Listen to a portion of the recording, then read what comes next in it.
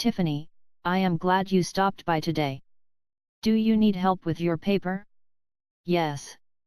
I am having problems thinking about what I can write for the reader response essay. Well, what story are you going to write about? That's my problem. I don't know. I can't really relate to any of the stories. Really? Let's review for a minute. You read one story about the Vietnam War, one story about a mother and her daughters, and a story about a girl about your age. Surely, you can find something that resonated with you in one of these stories. Can you help me get started? I am not good at thinking what to write about. Let's start by discussing some of the characters we encountered in the stories. Can you identify with any of the characters or the situations that they were put in? I really couldn't relate to the soldiers, but I do have a mother and a sister, so in a way I can relate to Dee and Maggie. That's a start. What about Connie? Can you identify with her at all? Somewhat, I guess.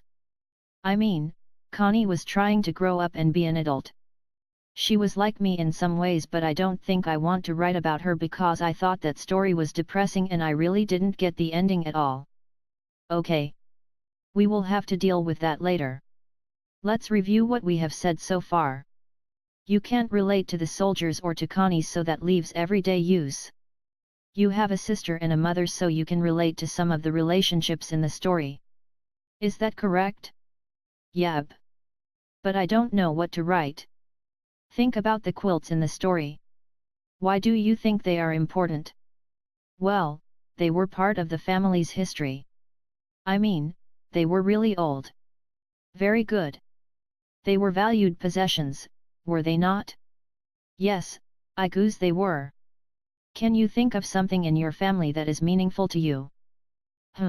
My mom has a silver tea set that has been in the family for a long time.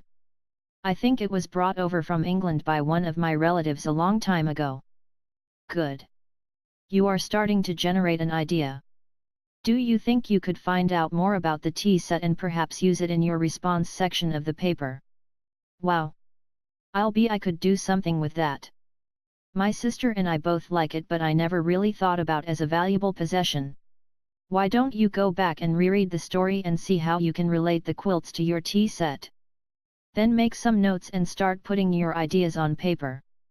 Come back and see me when you have a draft done. Sounds like a plan. Thanks so much.